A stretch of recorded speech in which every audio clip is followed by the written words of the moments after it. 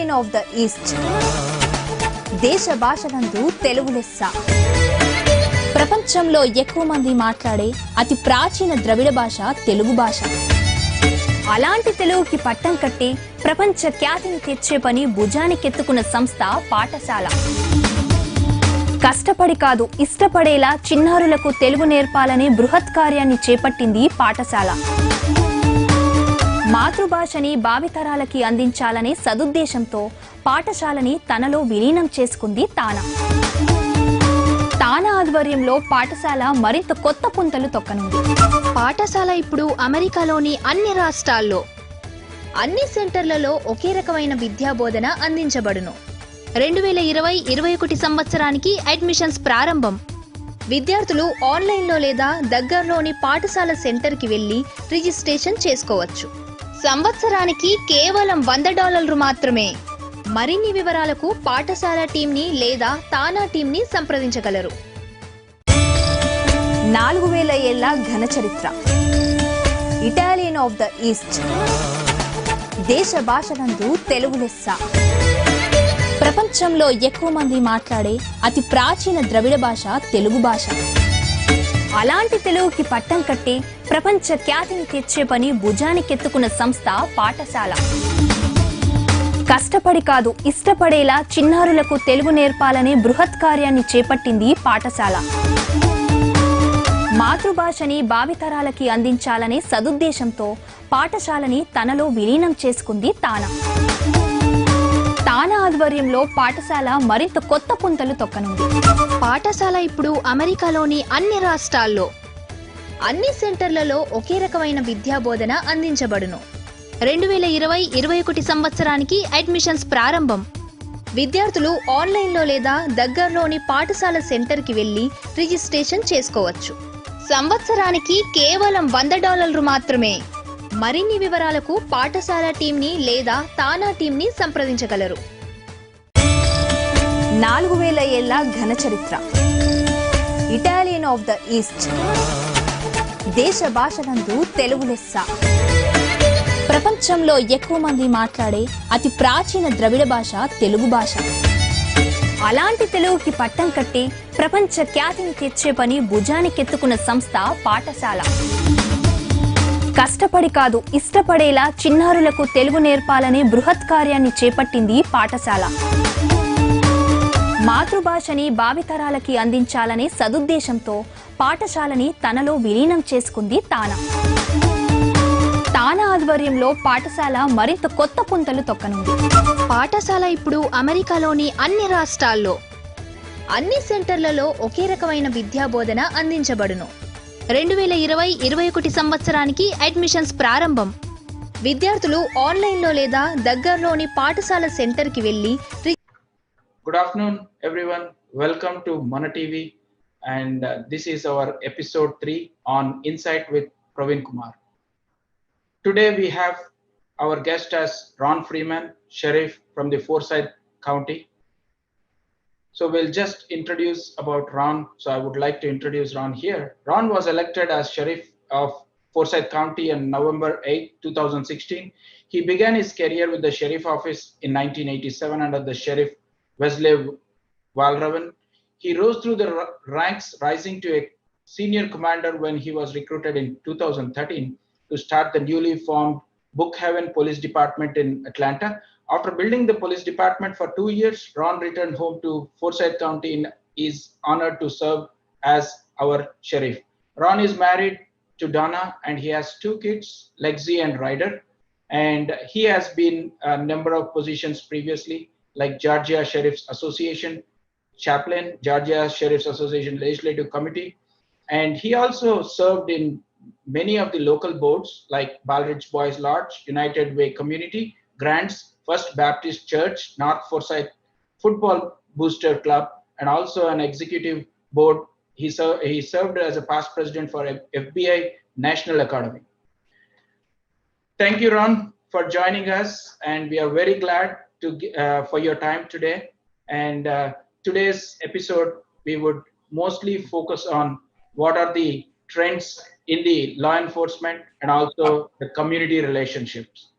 Look at Ron, always smiling. You know, we really love him to have our Portside Sheriff, and thank you, Ron. So, Ron, please let us know, our viewers, most of the law enforcement upcoming trends, like in this COVID period. What are you seeing?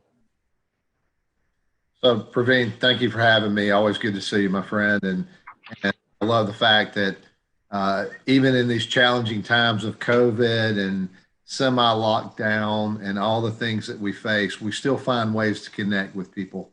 And I think that's the most important thing that we can do, is find ways to connect and pass information and ensure people's safety. So even on a Zoom call or a YouTube video or whatever it is, it's always awesome that we find ways, we have found new ways to connect. So during this unprecedented time for us and this pandemic with COVID, it's presented a number of challenges, but unlike some other organizations or industries or things like that, I can't send all my people home and work from home and do Zoom meetings. We've yet to figure out how to answer a 911 call of a violent crime through Zoom or one of the other, online meetings. So we're still out there on the front line 24 hours a day, 7 days a week, 365 days a year. And on top of that, most people don't quite realize that sheriffs and police chiefs are different, and I'll explain that later. But not only do we patrol the streets, answer your 911 calls, ensure that the safety of our community at large, we also are responsible for running the jail that today had 324 inmates in it.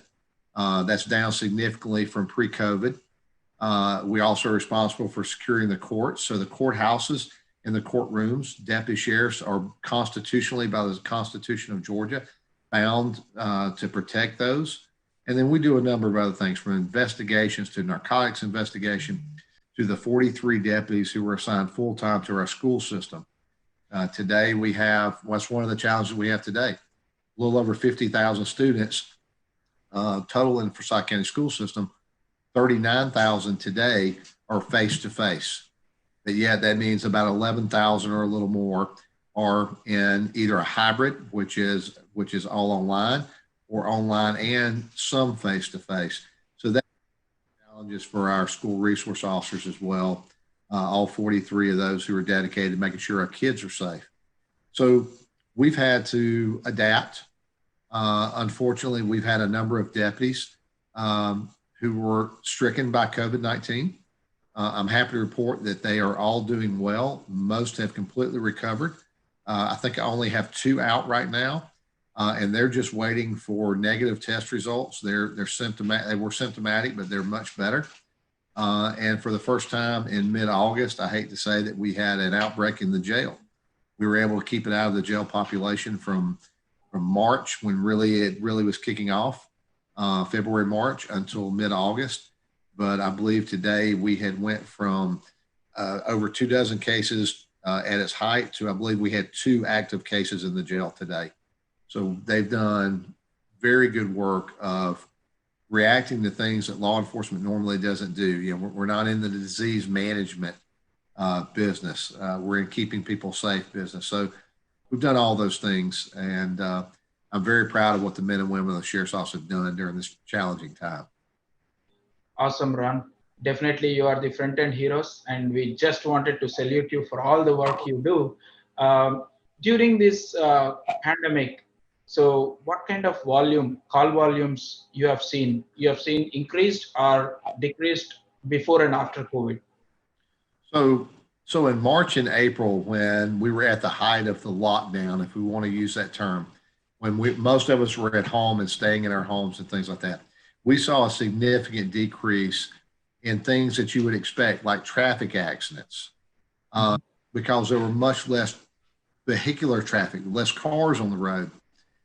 We saw a reduction in DUIs because there's less cars on the road. We actually saw a reduction in burglaries and thefts. Why? Because most families were at home, in homes. Fast forward from March, April, even going into May, to July, August, and now into September, we're back to almost 100% full speed. and probably the same of people that you know, Praveen, and that your viewers know. Many of you are back at work. If you're in one of the fields, there's some fields that are really easy to work from home, IT field, other things like that, but it still presents challenges. But we're seeing more and more restaurants open, more and more businesses open. We see more and more like industrial and manufacturing jobs returning to work. So if you've been driving on Georgia 400 or one of our major roadways, you found this thing again called traffic, Yes. which had disappeared for a while. So we're seeing our call volumes return to normal. We're not seeing any particular increase, but we're back to normal pre-COVID. So we're back to full staff of doing what we normally do, and that is answering 911 calls and being proactive to keep bad guys out of our community. Thank you, Ron. So definitely glad to hear that the crimes have come down. So in this era, mostly people are on internet, right? So are you seeing any cyber crimes at this time?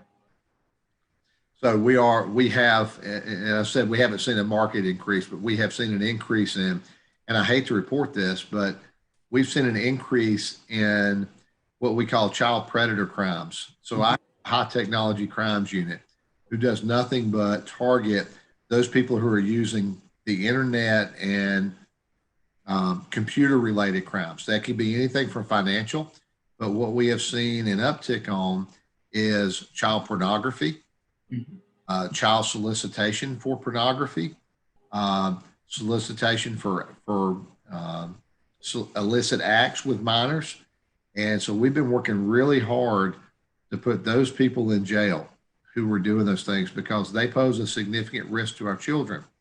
Now, the thing about that is that doesn't always mean they're local here, right?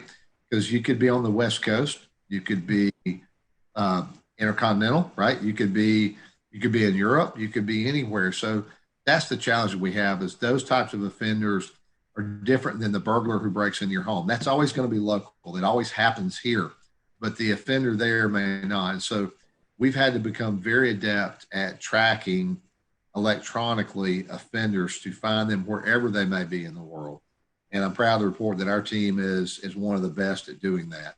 And we've been putting some bad guys behind jail who were otherwise endangering our kids. The other thing that we have seen a slight increase in is financial scams because why? People are home now. More people are at home than they were pre-COVID.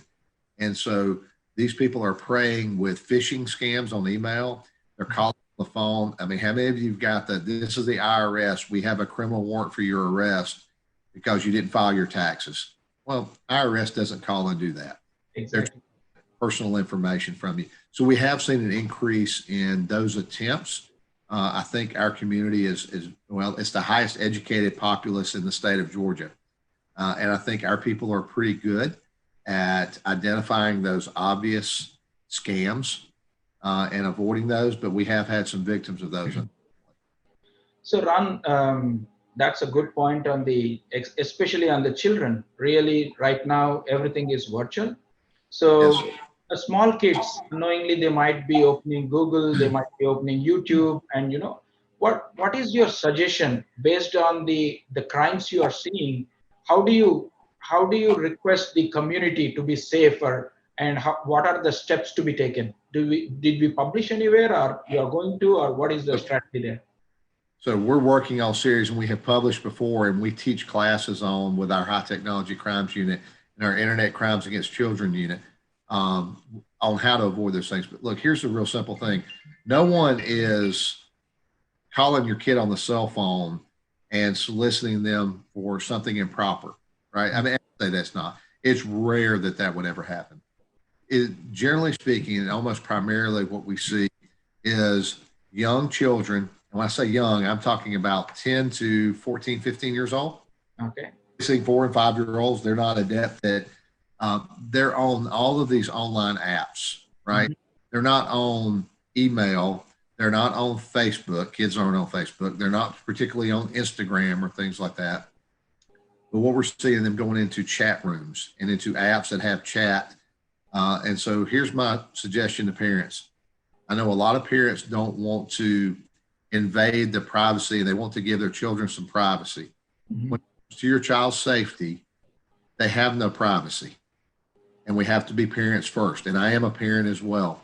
And so, particularly right now in these unprecedented times when we're at home and our children are online, probably more than ever before, you have to be adept. You have to know what your kids, what's on their cell phone, what's on their computer, and who they're talking to and what they're doing. You have to monitor that because it's not them intending to do something wrong. You have a predator luring them into thinking that the person is somebody other than who they are.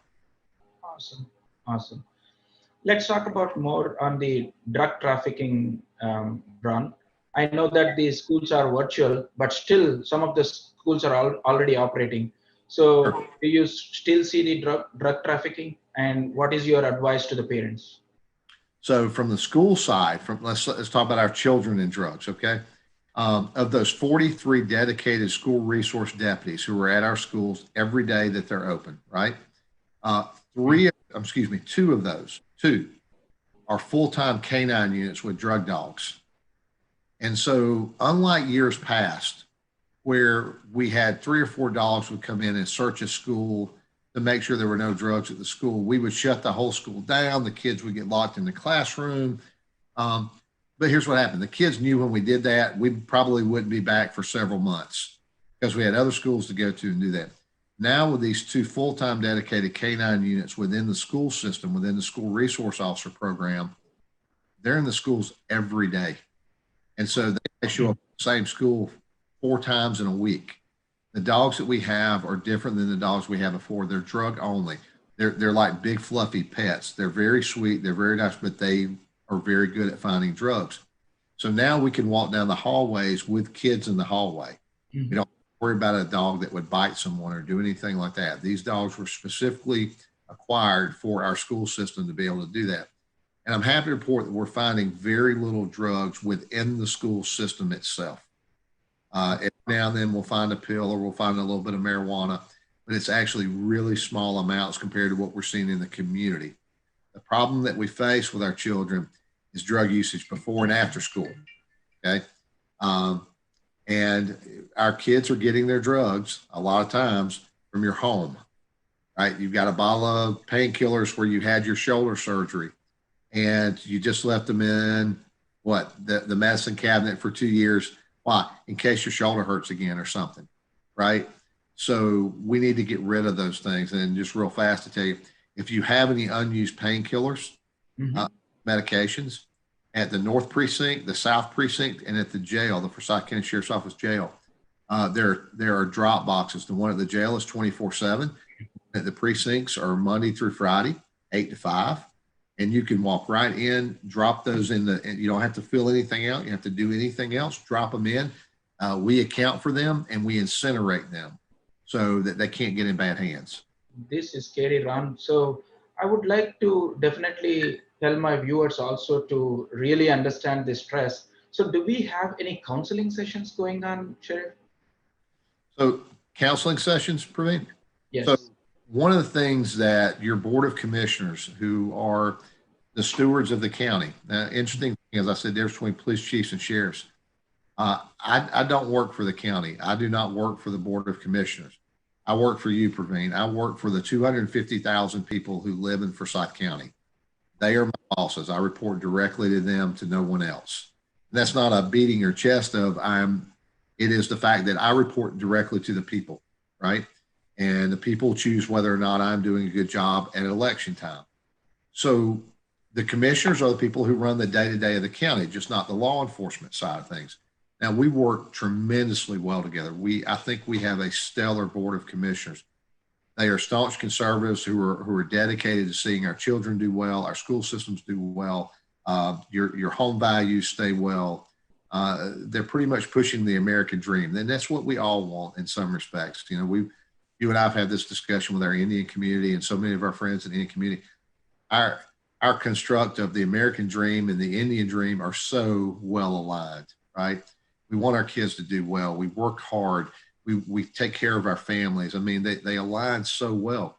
So getting to that point is that board of commissioners, along with I and the school system, decided to take our money together, and we funded for Central High School and for our alternative high schools, which are our most at-risk children, we funded a full-time drug counselor, substance abuse counselor for that school. Awesome, awesome. So, Ron, in your previous discussion, you were mentioning about K9. So, what do we, as an end user or as a normal citizen, how do I understand K9 functions? Okay. So the sheriff's office has three functions with its four functions in reality. Canines, we're talking about dogs, right? Mm-hmm. So we have primarily our breed that we use are Belgian Malinois. They're very akin to German Shepherds. All of our Belgian Malinois are what we call tri-purpose or patrol trained. So they can apprehend by biting a bad guy. They can search for drugs. They also can track like a person who's ran through the woods.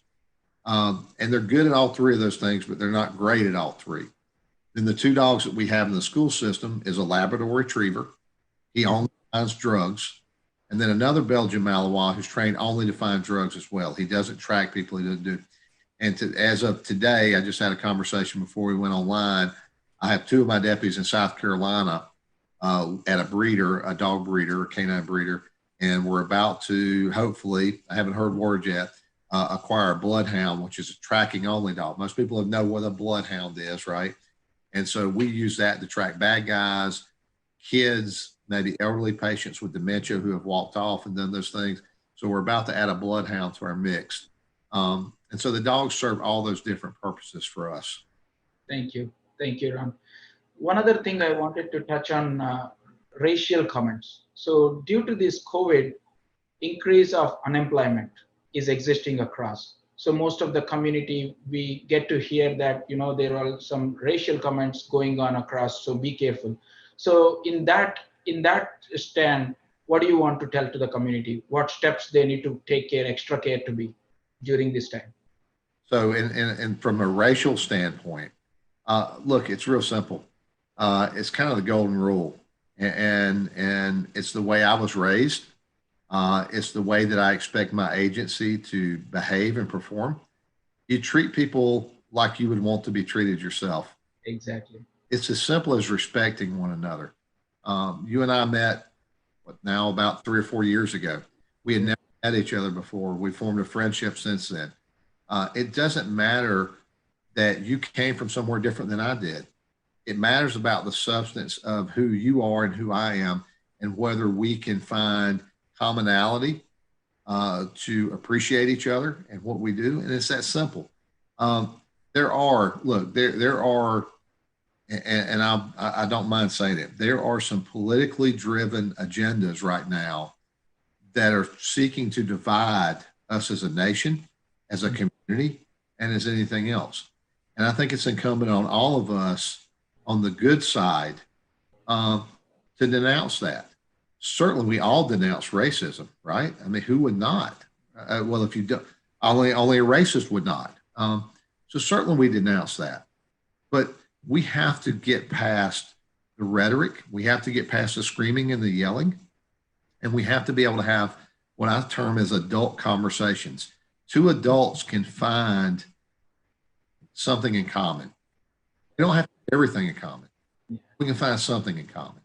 And those are the things that we have to get to. And unfortunately, right now, what we're seeing in our country, and not so much in this community, actually very rarely in Forsyth County, is not a lot of adults talking. It's like children screaming at each other, and not a lot gets accomplished with that. So not only that, let me touch really fast on this. We take great care to make sure that our law enforcement officers, the deputy sheriffs who serve you in and out every day in this community, are well trained and well screened. We do intensive background checks on those individuals. We look for bias. We look for anything that may show a sign of racism. We train on implicit bias. We train on things. We track data to ensure that we get an early warning if we see that maybe one category of person, whether that be by race, whether that be by gender, nationality, religion, whatever that means. We don't really track religion. I'll retract that. But we track those statistical data of who we interact with and what we do with them to ensure, if I looked at our ticket statistics of the citations we write for traffic violations, Mm-hmm. I saw that we wrote 80% of our tickets to, hypothetically, to Indian males. Mm-hmm. Not only accounts for about 16% of our population total in the Indian community. So let's say 50-50, that's only 8%. Then obviously there would be a problem there. Now, our statistics don't show anything like that. Actually, our statistics and what we call our targeted data show that the most likely person to get a ticket in Forsyth County per capita, not just by numbers, but by statistical analysis and per capita, if you're a white male, you're more likely to get a ticket than any other race, any other gender, any other nationality in Forsyth County. And what that shows me and what that gives me the checks and balances are to ensure that our deputies are treating everyone equally, fairly, and applying the law fairly. Very well said, Ron. Very well said, Ron. So in the interest of time, I would like to touch upon 2 or 3 factors, and then we will close this call. One other thing I wanted to bring it to understand more on what are the technologies you have introduced during this COVID time. So I'll be very succinct. One of the things we recently added is facial recognition and thermal imaging. Now, the thermal imaging, when I say that, we have to secure all of the courthouses and the government buildings. That's my responsibility as sheriff. Well, we have to screen all the people coming in, and we've all seen this with COVID, right? Take your temperature, the thermal thermometers. Well, I had thousands of people, my deputies were having to point a thermal thermometer at and do that. So we found some technology that does facial recognition, determines if you're wearing a mask, tells you to put on a mask, not to put on a mask, and also from a distance of up to 8 feet, within plus or minus 0.2 degrees will give us your temperature range. And so that has made a huge technology change in how we can get people quickly in and out of government buildings. The other thing technology-wise is we've had to take a hard look, just like everybody else, of what we're doing right now. How do we maximize the use of online meetings, training? When deputies are out sick, if they have COVID, but they're not very symptomatic, we send them home and can still pay them because they're at home doing online training. So we've maximized the use of that. That's great. That's great, Ron. Ron, the important thing is community interactions, relationship. So I'm very sure that I'm very, very happy with the Forsyth County. The relationship what we have with the sheriff office is great. But again, we wanted to hear from you. What are the different ways the citizens can connect with sheriff office? What are the different events or different ways they can help you, or they can be helped themselves? Sure. Well, pre-COVID, we were literally touching and teaching hundreds of classes and HOA meetings and things like that. In the last 2 days, myself, some county commissioners and state representatives, state senators have hosted 2 town hall HOA meetings, which is the first ones we've done since COVID. We were at St. Marlowe and we were at Grand Cascade subdivision last night. So we're slowly getting back into those. We're doing everything we can on social media to push stuff out and do that. But, one of the things we do very well is encourage our deputies that when they're just out in their day-to-day, when they see somebody out at a store or walking their kids on the sidewalk, to do that, to stop and interact. Not a police interaction, but just that, hey, how are you? Is everything going okay in your neighborhood? And, that's just the kind of conversations that generate positivity between both the law enforcement officer, the deputy sheriff, and our citizens. And then, as you know well, one of the first things I did when I was elected sheriff is I created a citizens advisory board. Exactly. A citizens advisory board is made up of different community leaders from across our county, from across races, from across genders, nationalities, and I depend on them to give me feedback as to what they are hearing and what they see in the community, and to ensure that we're always building on that trust factor that we have with our community. Because if we ever lose the trust that our community has in us, then our effectiveness will decrease exponentially. That's great. I also want to add one more thing, Ron. So we also have a WhatsApp group running across the HOA members. We tried gathering most of the members from different communities so that we can spread across any of the important message from the sheriff office. Awesome. I've been a big advocate, and I've been forwarding all your good things, good stuff to the community. and we'll be continuing to do that. And the festival season is arriving, Ron. Now that everyone are at home, but again, during this October, September, and November, if you see, they are the big festival season for Indians. So, do you have any strategies for the burglaries during this time? So one of the great things I have told you, and many of your viewers will know, is that over the past years we've seen a targeted effort by cartel-based criminals to target our Indian community, broader Asian community, particularly our Indian community. I'm happy to say that we're one of the few agencies in the nation who has caught quite a few of those individuals in the act. And what we have seen, knock on wood, and we continue to be vigilant towards it, is an almost complete elimination right now of those targeted burglaries. That doesn't mean an Indian family may not be a victim of a burglary, but the targeted ring seems to have been gone after we apprehended this last group. I think as a broader group, they realized we were putting that much effort in it, and maybe this was not the place they wanted to try that in. But we remain vigilant in that. We remain vigilant in trying to create neighborhood watches and working with our problem-oriented policing officers out of the precincts. And we're well staffed. We are well funded and well staffed. All this craziness you hear about defund the police and all that, that's not Forsyth County. Our commissioners support us, our community supports us, and we know that, and we support them in turn. So we have plenty of officers to protect our community, and we'll continue to do so. And God forbid, if we see an uptick in any targeted burglaries, I will bring every resource that I have to combat that. Thank you, Ron. So what is the time frame today if anyone calls 911? What is your goal? So response time? Okay. So I track that every month. That's one of the statistical data that I want to know. So last month, and I'm going to be off by a couple of seconds because I do not have that data in front of me, but one of my things that I care about. So a true emergency response, not that you called and said, hey, somebody stole a shrub out of my yard last night and I'm not at home now, but I'll be at home later. But you called and said, there's an emergency in progress. Somebody's breaking into my home. Somebody's having a heart attack, those types of true emergencies. Our average response time is under 6 minutes in South Forsyth and 6 minutes and 1 second in North Forsyth.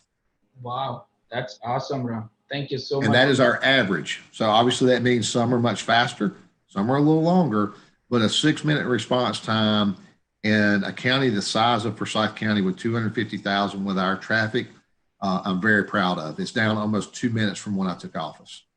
What kind of support you got from the community during these tough times, Ron? Well, we're all on a diet because the community has brought us so much food and so much blessing to us. It is rare that officers can buy their own lunch or dinner because our community is trying to do that. We've had neighborhoods when we had trouble getting PPE. Look, let me say this, our Indian community came out huge for us. And you know this, Praveen. People in some leadership in our Indian community, when we were having trouble finding masks, donated over 10,000 masks to the office in our first response. And that's just incredible. And I think that's just another example that shows that we have a good relationship, right? We were working on these relationships long before all the craziness we're seeing on the news right now. So we're blessed. We have an overwhelming level of support here, unlike what you're seeing in major cities where police officers, they can't hire anyone. Those officers living in those big cities are coming here wanting to come to work because they know what kind of community we have here. Thank you, Ron. As the closing note, do you want to say anything before we close this call to the community? No, I know we've run over a tiny bit, Praveen. So look, thank you for the opportunity and thank you for the community service that you're doing. This is just another way that we reach out, right? This is another way we get to know one another. And if we can do those things, then we're just taking a step in the right direction. To your viewers, forget all the stupid stuff you're seeing on TV in the news. Forget the people that are trying to divide us. We're all better than that. You're better than that. I'm better than that. Let's make sure that we keep Forsyth County a place that has all the things that it has. The #1 overall rated school system, the lowest crime rates in all of metro Atlanta, the most educated population in the state of Georgia. It has the highest per capita income. It's the healthiest county in the state of Georgia, one of the best places to live in the nation. That's because of the leadership that's here and the people who live here, and they're continued. Let's keep that going. Let's keep Forsyth that great place it is to live, and that's a partnership. Thank you, Ron.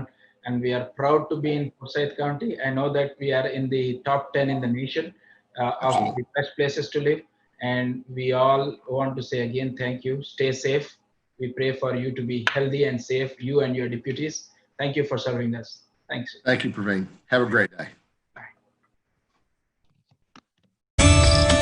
4000 ఏళ్ల ఘన చరిత్ర. Italian of the east. దేశ భాషలందు తెలుగు లెస్స. ప్రపంచంలో ఎక్కువ మంది మాట్లాడే అతి ప్రాచీన ద్రవిడ భాష తెలుగు భాష. అలాంటి తెలుగుకి పట్టం కట్టి ప్రపంచ ఖ్యాతిని తెచ్చే పని భుజానికెత్తుకున్న సంస్థ పాఠశాల. కష్టపడి కాదు, ఇష్టపడేలా చిన్నారులకు తెలుగు నేర్పాలనే బృహత్ కార్యాన్ని చేపట్టింది పాఠశాల. మాతృభాషని భావితరాలకి అందించాలనే సదుద్దేశంతో పాఠశాలని తనలో విలీనం చేసుకుంది తానా. తానా ఆధ్వర్యంలో పాఠశాల మరింత కొత్త పుంతలు తొక్కనుంది. పాఠశాల ఇప్పుడు అమెరికాలోని అన్ని రాష్ట్రాల్లో అన్ని సెంటర్లలో ఒకే రకమైన విద్యాబోధన అందించబడును. 2020-21 సంవత్సరానికి అడ్మిషన్స్ ప్రారంభం. విద్యార్థులు ఆన్లైన్లో లేదా దగ్గరలోని పాఠశాల